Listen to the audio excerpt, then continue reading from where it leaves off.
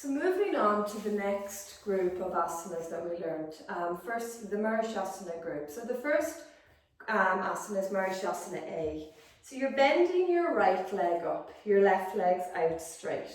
You want your right sit bone off the mat. Again, you want your hips aligned and this leg nice, the toes engaged. When you're coming to the wrap, you're bringing your right arm out. You're trying to, when you start off, the wrap might be higher towards the knee. As you get better and better and progress, you're trying to get the arm lower. So when you're bringing the arm out, you're bringing out something like this, then turning the palm around, wrapping it around, and then reaching for the fingers, or if you can, the wrist, or just using a strap, or if you've nothing at home, coming to the wrap without holding anything. It's just allowing you get that feeling of bringing the arms behind. Again, when you want to make sure that that knee isn't coming inwards, it's not going outwards, it's staying nice and strong on the mat. Inhale. Exhale your chin towards your shin. When you're coming down, you want this leg to stay strong. You don't want it going out to the side. So in order to do that, you're imagining the inside of the thigh is going inwards, and that's going to keep the leg in a nice straight position. You do your right side, you do a vinyasa, your left side, and then a vinyasa. And then we're going to come to Marishasana B. So for Marishasana B, I'm just going to show you the opposite side. So I'm using both sides of my body, just imagining we're doing the right side though. So there's two options. The first and most challenging variation would be to bring the left foot into half lotus, right leg bent up, so you're always starting with the right side. And then you're coming to that wrap, right arm around, reaching for the shin, coming forward. Now that's quite challenging to do the lotus. Unless you're practicing a good few times a week or your hips are very open, then I wouldn't go for that option. But if you wanted to begin to open your hips a little further and you wanted to progress to that full variation, a way to do it would be bringing the left foot into the groin, right leg bent up, and maybe just staying something like, not the groin, sorry, into half lotus, and then staying something like this. So you're just working on that opening. It's not too intense. You're not doing the wrap. You're just allowing your body open. You might, if you fancy doing this, you could add it in as an extra asana. So for B, you would do this option. So the easier variation would be left leg into the groin, right leg bent up, wrapping the right arm around, reaching for the left, coming forward, gazing to the nose.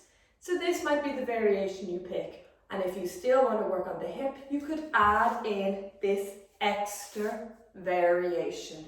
You don't have to, just if you wanted to work on getting to this full position.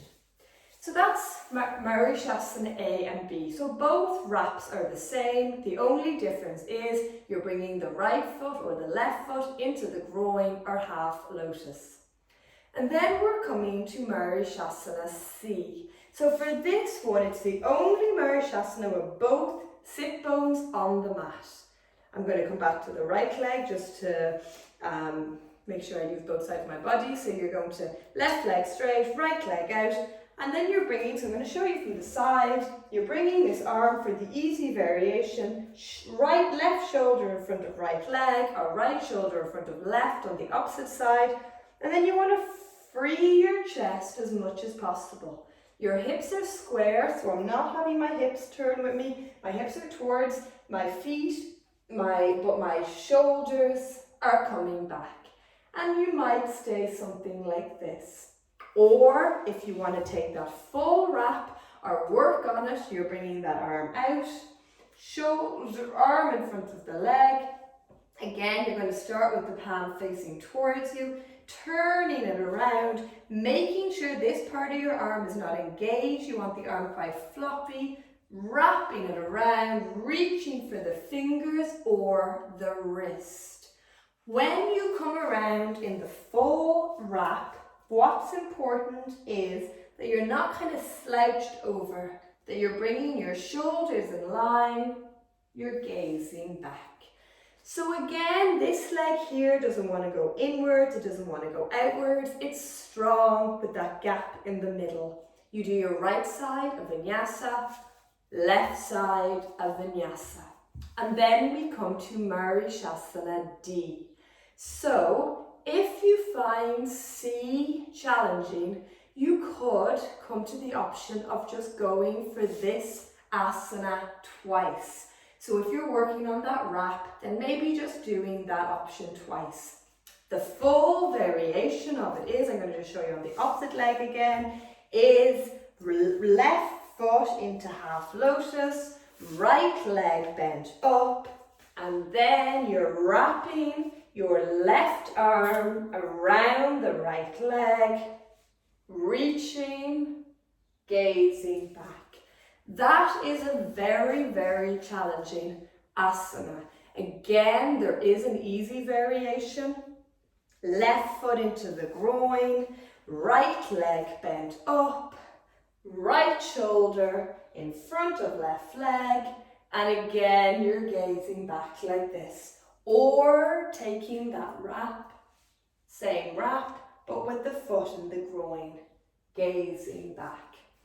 So if you're struggling with the wrap, I would probably just do C. If you think you're never going to do the wrap and you still want to do D like this, that's absolutely fine. Or if you wish to be able to open the hips, you could do something like this, and if it doesn't hurt the knees, left leg into the groin, right leg bent up, and then maybe just bring the hand or the arm in front, just like this. So you're still getting the twist and you're working on the hip. Again, anything in lotus is very challenging and is very difficult and hard on the knees. So depending on your body and your anatomy and your age and previous injuries and how much and often you're practicing yoga would determine which position you would come to. After you've done your 4 Marishasanas, A, B, C and D, we come to Navasana. So with Navasana, I'm just going to grab blocks so I can show you a little trick. With Navasana, it is working on that Uddiyana Bandha. So we're working on that core strength. Some of the most important parts are that your back is not back like this. If I come into an asana like this, I'm not feeling it here, it's going into my lower back, I'm not benefiting from it. The full position would be something like this. Again, it depends on your body. If your hip flexors are very tight, bringing the legs is quite challenging. You could have a certain anatomy that having the legs straight is next to impossible. So again, it's working with what works with you. So the full variation will be something like this. You come for 5 breaths, you do it 5 times. An easier variation, if you're finding keeping the back straight challenging, you might bring your hands to the mat and then just get the idea of that feeling and stay something like this.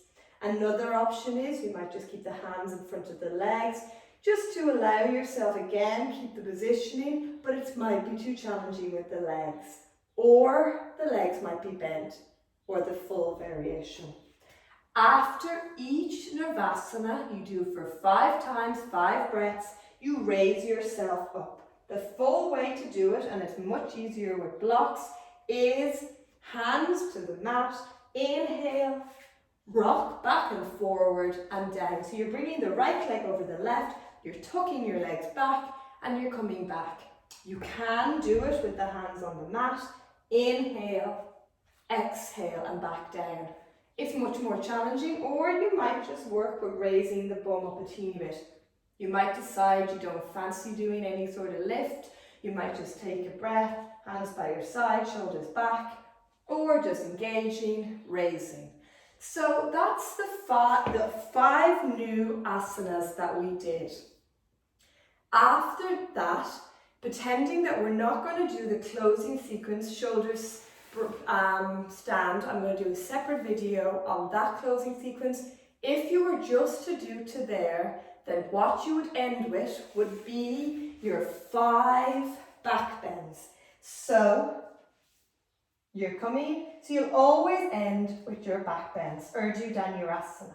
You want to make sure your feet are straight, hip distance, hands by your side. And then you're inhaling, raising up, shoulders right under. This would be one variation. Exhale. Second variation, raising, clasping, pulling them towards you. Pulling the hands towards the feet. Second variation. Third variation, holding the ankles, raising up.